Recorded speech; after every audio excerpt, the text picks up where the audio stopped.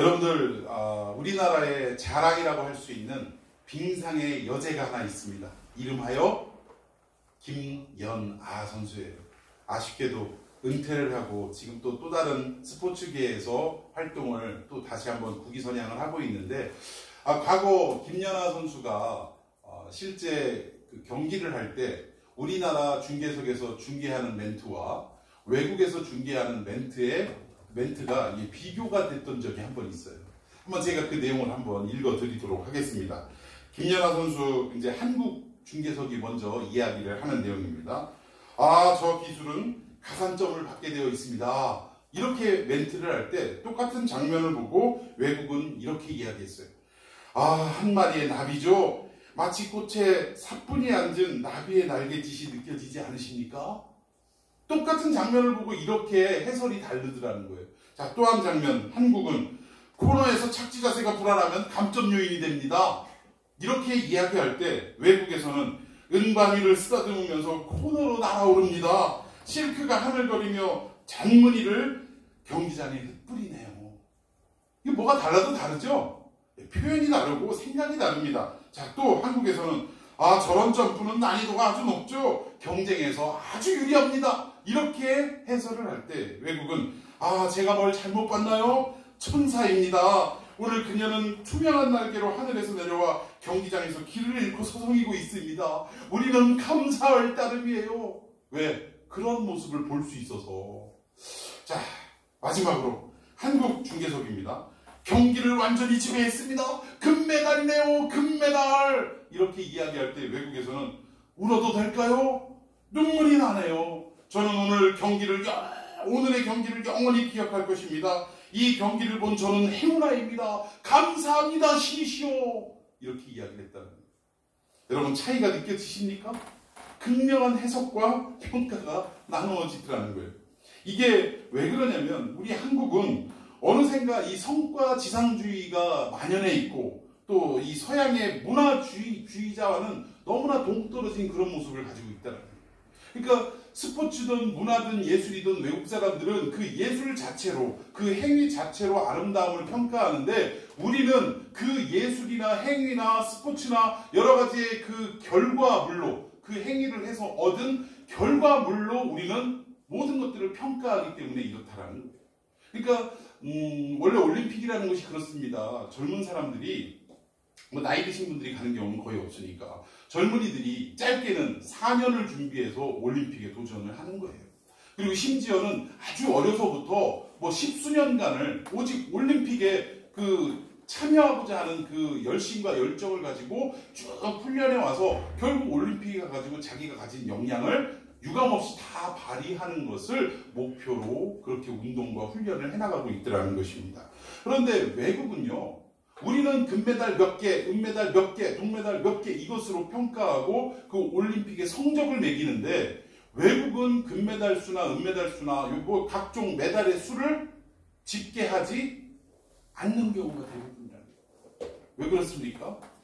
자국 선수가 4년 또는 10수년 동안을 수고하고 노력하고 훈련해서 값지게 거기 안에서 자기가 가진 실력을 유감없이 발휘하는 것 자체로 그들은 가치를 부여하기 때문에 그렇다는 거죠. 금메달을 따고 못 따고는 중요한 일이 아니었다라는 거예요. 그 누군가가 나가서 최선을 다했고 자기가 가진 역량을 최대한 발휘하는 것을 보는 것만으로도 만족을 얻더라 이 말입니다. 그런데 우리는 성과 지상주의가 너무 만연하다 보니까 어떻습니까? 금메달을 못 따고 은메달을 이거 은메달이면 세계 2위예요. 대단한 거 아닙니까? 근데 은메달을 따고도 우리는 어떻게 해요? 특히 여자 선수들 눈물을 흘려요. 막 울어.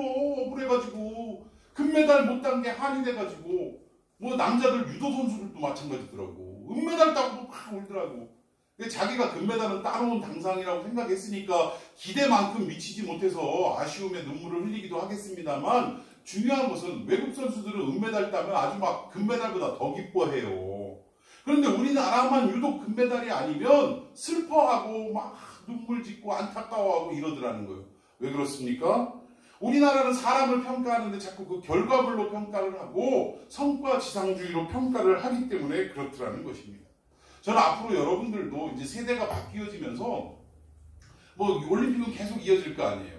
월드컵도 마찬가지예요. 물론 좋은 성적에 랭크되면 좋겠죠. 우승하면 좋겠죠. 그러나 4년 동안 선수들이 호흡을 맞춰서 또 전술을 짜서 열심히 세계 무대에 가서 유감없이 실력을 발휘하고 또 무언가를 배우고 습득하고 돌아올 수 있는 것 자체로도 여러분들 박수를 쳐줄 수 있는, 또 올림픽에서 메달은 따지 못했지만 유감없이 정말 나라의 그 국기를 걸고 그렇게 애국을 하고 돌아온 그 선수들에게 찬사를 보낼 수 있는 그런 사람들이 되시기를 축원해 드리겠습니다. 그냥 보고 누리는 거예요. 그런 걸 그 자체로 보고 즐거워하는 거지, 꼭 어떤 결과물을 얻으려고 하면 그러면 거기에서부터 문제가 생긴다라는 것입니다. 자, 오늘 이 얘기를 왜 했냐면 예수님께서 한 항구에서 한 사람을 만나게 되십니다. 한 본문 한번 보십시다. 13절 14절입니다. 시작. 예수께서 다시 바닷가에 나가심에 큰 무리가 나왔거늘 예수께서 그들을 가르치시니라. 또 지나가시다가 알페오의 아들 레위가 세관에 앉아 있는 것을 보시고 그에게 이르시되 나를 따르라 하시니 일어나 따르니라. 예, 예수님께서 한 항구에 가서 그 앉아 있는 세관원이라고 할 수 없어요. 앉아 있다는 것은 장급을 얘기합니다. 책임자를 말하는 거예요. 우리 식으로 얘기하면 여기 뭐 대전 세무서장 뭐 이 정도 되겠지요. 어느 그런 사람을 만났는데 그 사람에 대한 이야기가 이제 점점 펼쳐지고 있는 거예요. 근데 우리가 먼저 내용을 들어가기 전에 우리 교회라는 곳이 어떤 곳인가 한번 생각해 보기를 원합니다. 여러분, 교회는 누가 모이는 곳입니까? 의인들이 모이는 곳입니까? 죄인들이 모이는 곳입니까? 죄인들이 모이는 거예요. 교회는 두 부류로 나눌 수 있습니다. 크게는 한 부류, 죄인들이 모이는 곳. 그리고 두 가지 부류로 나누자면 용서받은 죄인이 모이는 곳과 아직 예수를 못 만나서 용서받지 못한 죄인이 모이는 곳이 교회라는 사실이에요. 그렇다 보니까 교회의 문제점이 드러납니까? 안 드러납니까? 드러날 수밖에 없어요. 왜? 불완전한 인간들이 모인 공동체이기 때문에 어떤 사람의 기준에는 뭐 일치되지 않고 어떤 사람의 기준에는 뭐 마땅하지 않고 이런 일들이 비일비재하게 일어난다는 것입니다. 그래서 이 지상교회를 뭐라고 하냐면 불완전한 교회라고도 이야기를 한다라는 거예요. 그러니까 이 세상에 아무리 뭐 멋지게 건물이 들어서고 또 신사적인 사람들이 모였다 할지라도 문제 없는 교회는 있다 없다? 없다라는 거예요. 어느 교회든지 문제는 있기 마련이라는 거예요. 심지어 교회에 문제점이 발견이 되면 뭐 교회가 이러냐 하고 다른 교회로 옮기고 그 교회 갔더니 또 문제점이 생겨가지고 또 다른 데로 옮기고 이렇게 교회를 수도 없이 옮긴 사람들이 있어요. 어떤 사람은 200번 이상 옮긴 사람도 있대요. 대단해요. 그러니까 이 지역에 교회가 많긴 많은가 봐. 교회가 얼마나 많길래 200번을 옮길 수 있는 교회의 그 숫자를 넘는다는 얘기 아니에요. 그러니까 아무튼 그런 사람도 있더라는 것입니다. 근데 그 교회를 옮길 때마다 그 교회는 완벽하느냐? 그렇지 않더라는 거예요. 언제나 뭔가가 불평스럽고 불만스럽고 문제점이 발견되는 것이 이 땅의 교회의 모습이라는 것입니다. 그런데 중요한 것은 너무나도 부족하고 불합리하고 때로는 말도 안 되는 이런 일들이 벌어지는 교회이지만 이 교회는 결국 누가 세우셨다? 예수 그리스도께서 세우셨다라는 거예요. 예수 그리스도께서 세우신 이 교회를 지금 당장은 불완전하고 여러 가지 부족한 모습들이 많지만 결국 누가 그걸 경영하시는 거예요? 교회를? 목사님이 경영하는 게 아니라 예수님이 직접 경영해 가시더라는 거예요. 성령님께서 교회를 친히 이끌어 가시더라는 것입니다. 그래서 지금 당장은 부족하고 여러 가지의 부족한 모습들이 보이지만 연약한 모습들이 보이지만 결국은 어떻게 되는 거예요? 아까도 설명해 드렸던 것처럼 시간이 지나면 지날수록 어느 순간인가 가랑비에 옷이 젖는 것처럼 결국은 하나님의 손에 예수 그리스도의 손에 이 교회의 경영권이 있기 때문에 결국은 교회가 완전해지고 또 그 부족했던 부분들이 고쳐지는 일들이 많더라 이 얘기입니다. 여러분, 목사의 힘으로는 이것이 불가능하지만 주님의 손에 의해 경영이 되기 때문에 교회는 이런 일들이 가능할 수 있다라는 거예요. 심지어 우리가 모범이 되는 교회라고 하면 어느 교회를 꼽을 수 있죠? 성경에서 모범이 되는 교회 초대교회입니다. 초대교회 뭐 재산도 다 통용하고 먹을 것을 함께 나누고 막 이러는 교회 아니었어요? 그럼에도 불구하고 이 교회에 문제가 있었습니까? 없었습니까? 있었어요. 무슨 문제가 있었죠? 사도행전 4장에 보니까 헌금을 퉁쳐먹은 아나니아와 삽비라의 사건이 있었어요. 그런데 이것이 초점이 뭐냐면 헌금을 퉁쳐먹었다는 데 초점이 있는 게 아닙니다. 근데 우리는 자꾸 헌금을 퉁쳐먹어가지고, 특히 목사님들 그런 분들이 많아요. 헌금을 퉁쳐먹은 아나니아 삽비라가 결국은 성령을 거스르고 거짓말하다가 그 자리에서 죽어서 실려나갔다. 이런 얘기를 하는데, 물론 죽어서 실려나간 건 맞습니다. 그러나 여기서 강조하고 싶은 것은 헌금을 퉁쳐먹은 것을 강조하고 싶은 게 아니라, 그만큼 뭐예요? 초대교회가 은혜가 넘치고 성령의 역사가 가득하다 보니까 성도들의 마음속에 기쁨과 즐거움이 넘치고, 이러다 보면 어때요? 하나님을 두려워하지 않게 되더라는 거예요.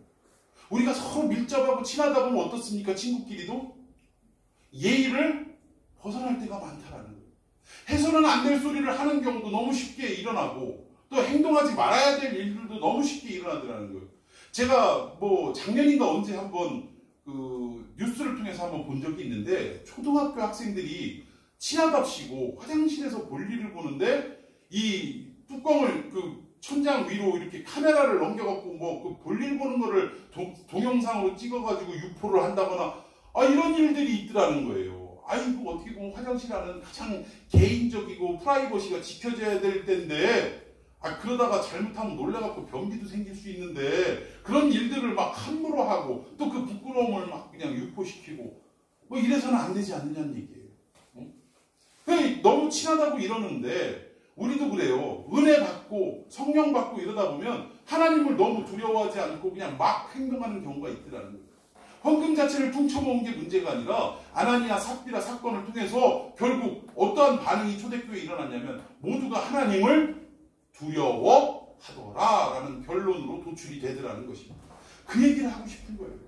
하나님을 두려워하는 이 마음이 사라져서 아나니아 삽비라와 같은 그런 일들이 초대교회에도 있었다는 거예요. 즉 초대교회가 모델이기도 하지만 이런 잘못된 일들도, 문제점들도 발생한 교회가 바로 초대교회였다는 사실입니다.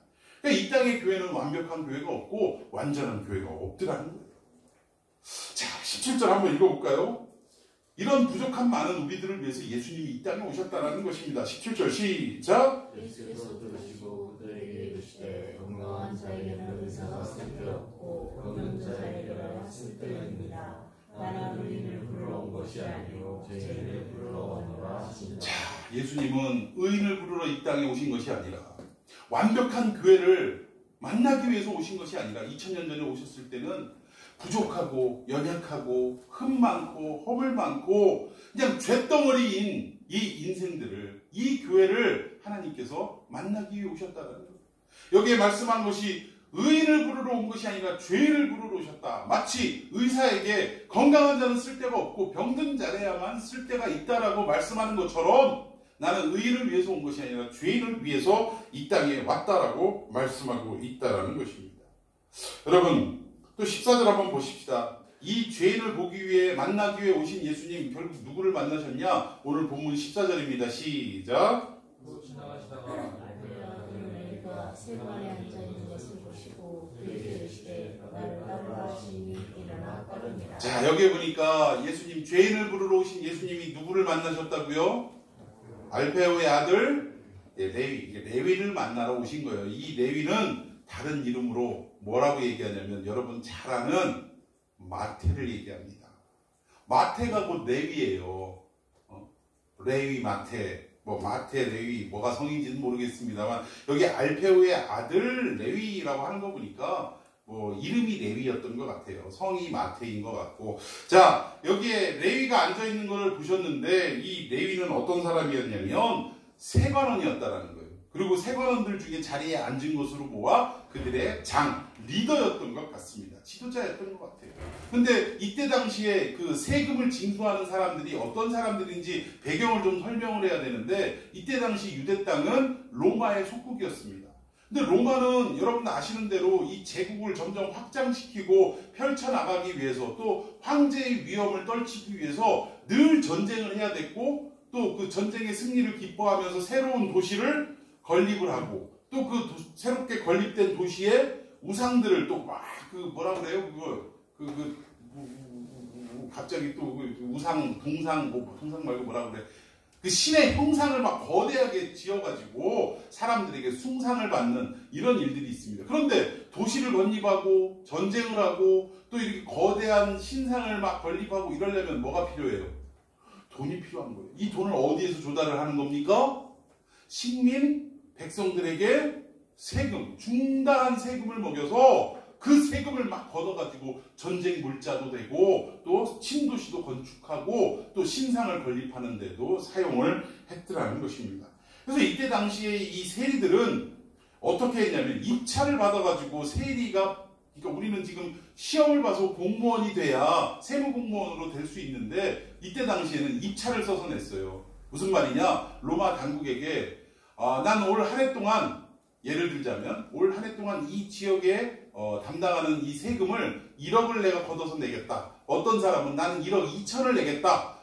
무슨 소리, 나는 2억을 내겠다. 이러면 로마 입장에서 가장 큰 금액을 쓴 그 사람에게 세금을 징수할 수 있는 권력을 부여하더라는 거예요. 권한을 부여하더라는 거예요. 이때 당시에도 그렇게 했습니다. 그러다 보니까 이 세금을 징수하는 이 사람들이 동족임에도 불구하고 그 많은 세금을 거둬야 되니까 어떻게 했어요? 자기의 동족들의 피를 빨아먹는 일들을 했다는 거예요. 그리고 그때 당시에 세금은요, 별명이 뭐였냐면 고무줄 세금이다. 그래서 세관원과 좀 친하면 세금을 좀 싸게 주고, 세관원하고 친하지 않으면 비싸게 매기고, 심지어는 도로를 지나가는 마차의 바퀴가 몇 개냐에 따라서 세금을 더 징수하고 덜 부과하고 이러는 일도 있었다는 거예요. 그렇게 해야 로마에 약속한 대로 세금을 보내고 그 나머지 세금으로 자기들이 배부르게 먹고 살 수 있기 때문에 결국은 자기 동족, 백성들의 혈세를 뜯어내는 일들을 이 사람들이 해나갔다는 것입니다. 그러니까 주변 사람들이, 같은 동족들이 세관원을 볼 때는 어떠한 시선이었겠어요? 매국노, 동족을 피 빨아먹는 자, 막 우리랑은 그냥 상종을 하지 못할 자, 이렇게 판단을 했다라는 것입니다. 결국 이 내용은 종합적으로 하면은 이 사람은 뭐예요? 민족의 반역자이고 민족 앞에 죄인이다, 그 얘기예요. 죄인으로 치부를 했다라는 것입니다. 그런 레위가 이 세관원에서 앉아 있는데, 그러나 돈도 많이 벌었을 테고 또 물질의 풍요로움도 느끼고 살았을 텐데 이 사람 마음속에는 뭔가 채워질 수 없는 공허함이 있었다는 거예요. 돈을 벌기는 벌었는데 내가 지금 좋은 멋진 차, 외제차에 멋진 집에다가 정말 옷도 화려한 명품으로 휘감고 이렇게 살아가는데, 부족할 것 없이 살아가는데, 그런데도 뭔가 집에 가갖고 혼자 있을 때는 뭔가 마음이 허전하고, 마치 연예인들이 그 팬들이 막 환호하고 이럴 때는 좋아가지고 막 난리를 치다가 공연이 끝나고 혼자 있는 그 시간에 그 공허함이 밀려와서 결국 어때요? 공황장애가 생기기도 하고 이것을 견디지 못해서 스스로 목숨을 끊는 일들도 있고, 이런 것처럼 오늘 이 레위에게도, 세관원장에게도 정말 부족할 것 없는 물질의 풍요는 따라왔을지 모르지만 그 마음, 영혼의 한 구퉁이에는 허전함이 밀려오는 그런 삶을 살아가고 있더라는 것입니다. 하그리구스라는 사람이 이 장면을 좀 표현한 내용이 있어요. 뭐라고 표현했냐면, 레위는 바다 근처 탁자에 앉아 있었다. 그의 주변에는 돈뭉치, 회계장부, 생선 등이 놓여 있었지만 마음을 나눌 만한 친구는 없는 듯이 보였다. 여러분, 좀 이미지가 그려지십니까? 부유하고 높은 자리에 앉아있긴 한데 또 풍성한 식탁을 나누고 또 돈 뭉치도 쌓아있고 앞으로 돈 벌 일들도 잔뜩 한데, 그런데 그 옆에 누가 없더라는 거예요? 마음을 나눌 수 있는 친구가 한 사람도 없더라는 것입니다. 여러분, 외로울까요? 외롭지 않을까요? 오늘 이 시대 현대인들은 어떻습니까? 정보 습득도 빨라요. 왜? 손안의 핸드폰으로 모든 것들을 다 알아볼 수 있고, 또 불필요한 모든 것들, 심지어 음식을 시켜먹는 것까지도 굳이 전화하지 않고 핸드폰으로도 다 빨리 빠르게 주문할 수 있고, 이런 일들, 기차표든 비행기표든 뭐든 다 이렇게 예매할 수 있고 편리합니다. 요즘은 돈을 안 내고 그냥 가다가 핸드폰으로 딱 찍고 계산하고 이런 것도 있더라고요. 이렇게들 많은 정보를 또 얻고 공유하고 누리고 살아가지만, 그러나 정작 어떻습니까? 자꾸 밖에 나와서 친구들과 사귀고 어울리고 운동도 하고 교감을 이루고 이런 일들을 하지 않고 점점 골방으로 들어가서 어때요? 컴퓨터와 대화를 나누고 게임 속에 삼매경에 빠져 있고 심지어는 뭐 결혼도 필요 없고 자식도 필요 없고 그냥 월급 100만 원씩만 꾸준히 나오면 다른 거 안 하고, 그러니까 매달 100만 원씩만 들어오면 다른 거 안 하고 그냥 방 안에 틀어박혀가지고 게임만 하고 살고 싶다라는 청년들도 수두룩하더라는 거예요. 마치 오늘 레위가 풍성한 것을 다 누리면도 불구하고 친구 하나 없는 뭔가 마음에 영혼에 그 공허함을 느끼고 살아가는 것처럼 현대인들도 뭐 돈도 많이 버는 사람은 많이 벌고 여러 가지 정보를 누리고 혜택을 누리고 살아가는 사람들도 많이 있지만 그러나 그 마음 한가운데 뭐예요? 채울 수 없는 영혼의 빈 공간이 자리 잡고 있더라는 사실입니다. 여러분 아무리 공부 많이 하고 아무리 똑똑하면 무슨 소용이 있어요? 예수가 없는 지식은 결국 뭐예요? 사람을 해치는 지식이 되고 결국 나 혼자 잘 먹고 잘 살려다 보면 여러분 경제 원리는 간단합니다. 누군가가 돈을 많이 벌면 어느 한편에서는 어떻게 돼요? 어느 한편의 다수는 그 돈을 누리지 못하고 그 경제적인 어떤 혜택을 누리지 못하고 결국 굶주릴 수밖에 없는 게 이 경제 논리예요. 그렇지 않습니까? 그러면 결국은 그 지식을 가지고 나만 잘 살고 나만 어떻게 행복하면 된다. 내 가족만 잘 살면 된다. 이러한 논리로 우리가 살아간다면 결국 뭐예요 이건? 주변에 친구를 잃어버리는 일들이 될 수밖에 없더라는 거예요. 진정한 친구는 모이지 않습니다. 왜? 돈 때문에 주변에 어울리는 사람들은 많이 생겼을지 모르겠지만 결국 그것은 그 사람이 좋아서라기보단 그 사람이 가지고 있는 물질 때문에 가까이 하고 있더라고요. 그러니까 결국 그걸 자기도 알아요. 이 사람들이 돈 없으면 나와 어울릴 사람들이 아니라는 것을 본인도 안다라는 거예요. 그러니까 같이 놀 때는 즐겁다가도 그 사람들이 없고 혼자 있을 때는 공허해지는 게 현실이더라는 사실입니다. 여러분 이렇게 살아가는 레위라는 한 사람이 예수님의 눈에 포착이 됐더라는 거예요. 자 우리 15절 한번 읽어봅시다. 시작. 많은 세리와 죄인들이 예수와 그의 제자들과 함께 앉았으니 이는 그러한 사람들이 많이 있어서 예수를 따름이더라. 결국 그렇게 공허하고 사람들의 손가락질 받고 죄인이라고 취급받는 이 레위의 집에 가서 예수님은 어떻게 하셨어요? 같이 식사를 하셨다는 것입니다. 여러분 여기에서 함께 식사를 했다는 것은 무엇을 말하냐면 유대 사회에서 밥을 같이 먹었다는 것은 내가 그 사람과 교제하기를 원하고 그 사람과 뭐가 되기를 원한다는 거예요? 한 가족 공동체가 되기를 원한다 그 얘기입니다. 여러분 우리도 지금 그렇지 않습니까? 같이 있기도 불편한 사람하고 밥 먹고 싶어요? 안 먹고 싶어요? 밥 먹고 싶지 않아요. 그런데 같이 친하고 마음이 통하고 뭔가 얘하고는 더욱더 친근해지고 교제 나누고 싶은 사람하고는 어떻습니까? 밥도 같이 먹고 싶고 잠도 같이 자면서 막 즐겁게 여행도 하고 싶고 막 이런 게 인지상정이라는 거예요. 예수님도 결국은 뭐예요? 사람들이 다 멀리하고 비방하고 죄인이라고 손가락질하는 이 레위에게 그 레위의 식사 초대에 예수님이 가셔서 식사를 함께 나누셨다는 것은 지금 사람들의 눈에 보이는 이 죄인인 레위와 어떻게 하고 싶다라는 거예요? 한 가족 공동체를 이루고 싶다라는 것입니다. 그리고 그와 함께 교제를 나누고 싶다라는 예수님의 의지가 담겨 있다는 거예요. 자, 16절 더 읽어봅시다. 이런 예수님의 모습을 보고 주변 사람들이 뭐라고 반응하는지 16절 시작.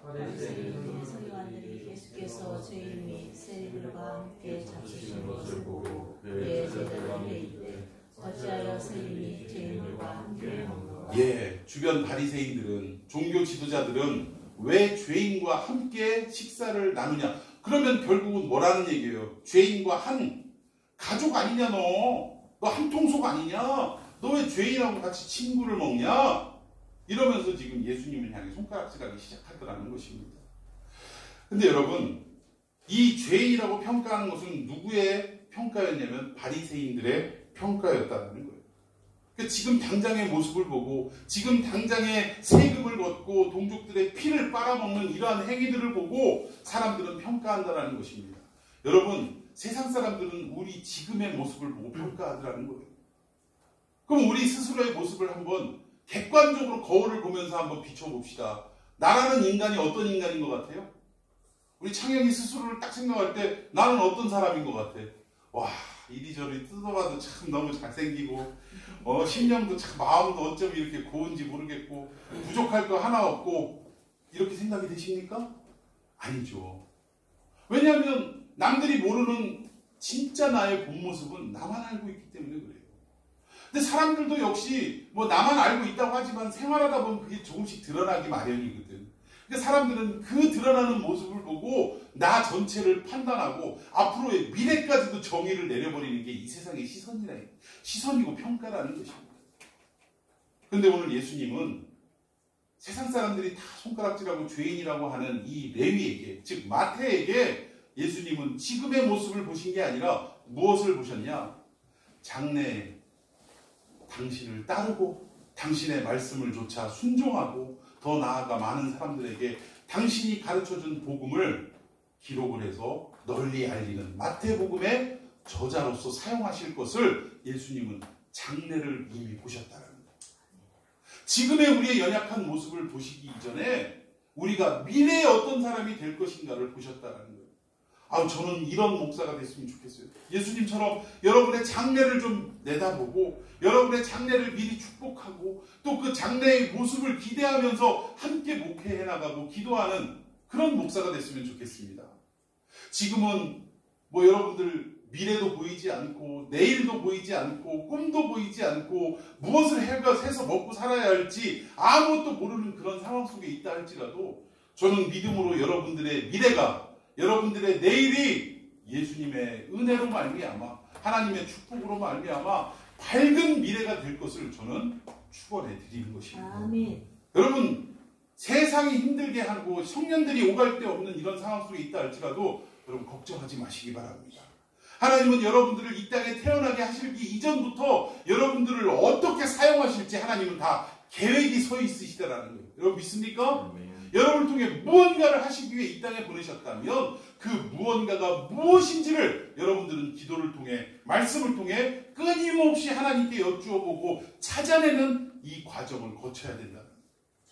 우리 주님 사람들은 손가락질하고 함께하고 싶어하지 않은 이 세리 레위와 마태와 함께 식사를 나누시면서 그의 미래가 어떻게 될 것인가를 미리 아시고 장래를 아시는 우리 주님께서 그것을 아시고 그와 함께 식사 교제를 나누셨다는 거예요. 여러분 우리의 지금 연약한 모습 나 스스로를 돌아봐도 너무나 형편없는 때가 많습니다. 내가 비록 나중에 좀 더 시간이 지나서 무엇을 해먹고 살아갈지 어떠한 존재가 될지조차도 암울하고 답답한 상황도 있을 수 있어요. 그러나 여러분 걱정하지 마시기 바랍니다. 우리 예수님은 여러분들의 장래를 미리 아시고 오늘 이 교회 앞으로 예수님의 품 안으로 여러분들을 불러주셨다는 사실이에요. 그리고 오늘 이 예배드리는 행위 자체가 뭐냐? 식사 교제를 나누고 있는 행위라는 것입니다. 왜요? 하나님의 말씀은 뭐라고요? 생명의 양식이라고 이야기합니다. 지금 이 하나님의 양식이 여러분들에게 나누어지고 있다는 거예요. 믿습니까? 예수님은 여러분들을 가족 공동체를 부르시고 여러분들의 미래를 하시고 그렇게 만들어 가시겠다라고 확언하시고 또 그렇게 선포하시는 내용입니다. 여러분 걱정하지 마시고 오늘의 내 모습에 초라해하지 마시고 내일 내 미래는 나에게 달린 게 아니라 누구에게 달려있다? 예수님께 달려있다. 할렐루야. 여러분들 걱정할 거 없어요. 그저 오늘 하루 주어진 일들 최선을 다하고 하나님 앞에 기도하며 나아가면 여러분의 미래는 하나님이 이끌어 가실 줄로 믿으시기를 바랍니다.